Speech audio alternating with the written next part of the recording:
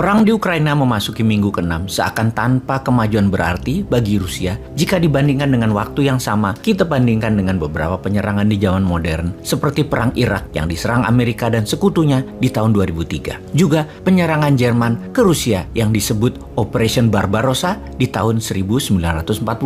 Perubahan pola serang Rusia ke Ukraina dari serangan kilat ala Nazi dengan Blitzkrieg-nya diubah menjadi ala Aleppo tidak mengejutkan banyak pengamat intelijen pertahanan. Strategi bumi hangus adalah perang psikologi bagi yang lemah. Perang yang direncanakan cepat menjadi perang psikologi yang bisa panjang masanya. Kita akan bahas perbedaan perang di Ukraina ini dengan perang Irak di tahun 2003 dan Operation Barbarossa di tahun 1941. Tentunya yang kita bahas dalam 3 perang tersebut adalah taktik perangnya, bukan efek perangnya pada dunia. Namun sebelumnya, ada hal yang kita masuki terlebih dahulu, informasi yang tidak kalah penting tentang masa depan minyak bumi. Kita semua tahu bahwa dunia saat ini didominasi kebutuhan akan minyak bumi. Minyak bumi adalah sumber energi terpenting saat ini di bumi. 70% perang di dunia saat ini ada di negara penghasil minyak bumi demi negara sekutu mengendalikan produksi minyak dunia, suplai minyak, dan harga minyak dunia. Selain untuk listrik, maka minyak bumi terbanyak digunakan sebagai bahan bakar kendaraan dan mungkin sahabat akan terkejut mengetahui berapa banyak benda yang dihasilkan berdasarkan minyak bumi, atau dengan kata lain, jika minyak bumi tidak pernah ada, maka benda ini pun tidak akan ada.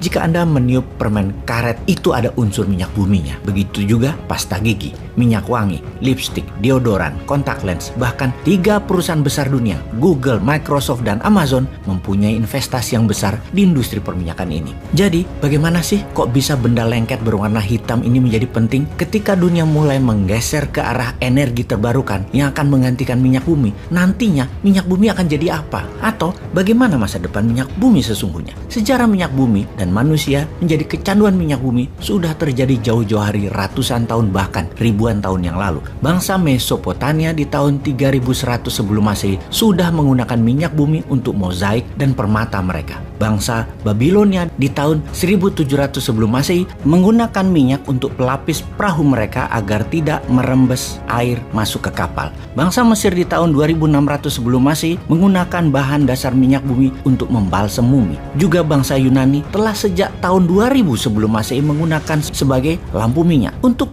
dunia perminyakan modern, pastinya kita berterima kasih pada seorang inventor ahli kimia, James Young, yang berkebangsaan Skotlandia di pertengahan abad ke-19.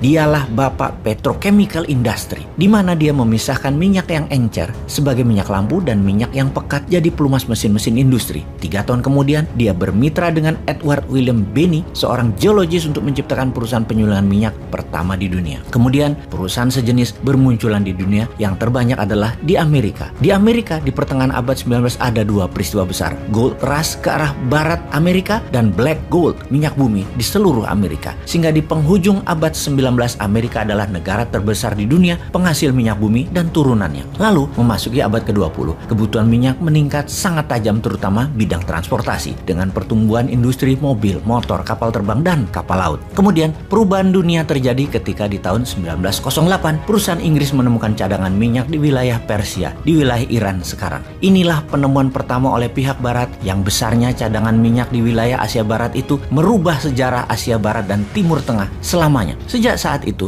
penemuan-penemuan di Asia Barat berlanjut. Irak di tahun 1927, Bahrain di tahun 1932, Qatar di tahun 1935, Saudi Arabia dan Kuwait di tahun 1938, di UAE atau United Arab Emirates di tahun 1958. Semuanya adalah yang berinvestasi, yang mengeksplor, dan yang memiliki hasilnya adalah perusahaan barat, Amerika dan sekutunya. Untuk menjaga harga stabil dan membuat jumlah produksi berlaku adil, negara-negara Timur Tengah itu berinisiatif membuat organisasi, yaitu OPEC, Organization of Petroleum Exporting Country, atau organisasi negara-negara pengekspor minyak. Diciptakan dalam konferensi di Baghdad di tahun 1960. Negara pendirinya adalah Iran, Kuwait, Irak, Saudi Arabia, dan Venezuela. Kemudian banyak negara bergabung. Qatar di tahun 61, Indonesia di tahun 62, Libya di tahun 62 juga, UAE juga di tahun 1967, Nigeria di tahun 71, dan Ekuador di tahun 1973, kemudian Gabon di 1975. Mereka, OPEC tersebut, mengendalikan 80% cadangan minyak dunia dan memproduksi 44% minyak dunia. Kekuatan OPEC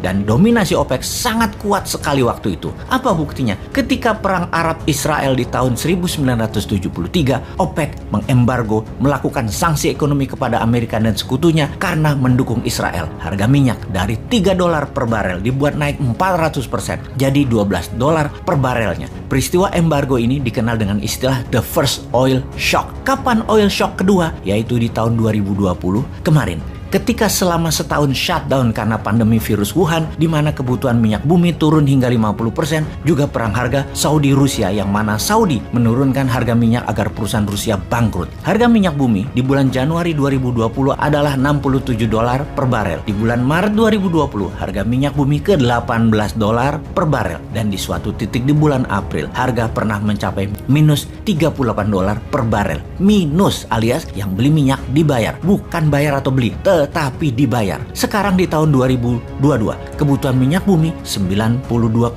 juta barel per harinya. Di antaranya Indonesia membutuhkan 1,5 juta barel per hari. Tiongkok membutuhkan 19 juta barel per hari. Di dunia ini ada 4,8 miliar mobil di jalanan. Dan ada banyak hal selain fuel bahan bakar kendaraan dihasilkan oleh minyak bumi yang belum bisa digantikan oleh energi terbarukan seperti tempat tidur, kamera, karpet, komputer, bola golf, botol, pestisida, pipa, gorden, ban, X-ray, dan banyak lagi. Sebuah fakta, mobil listrik akan merubah dunia transportasi, namun tidak akan merubah kebutuhan akan minyak bumi. Jadi, ketika dua negara berperang, Ukraina dan Rusia yang merupakan penghasil 15% minyak dunia, kira-kira apa yang terjadi ke depan terhadap masa depan minyak bumi di Indonesia? Juga terhadap harga barang-barang di Indonesia? Kemana kira-kira pikiran pejabat yang berkuasa saat ini? Sudah siapkah?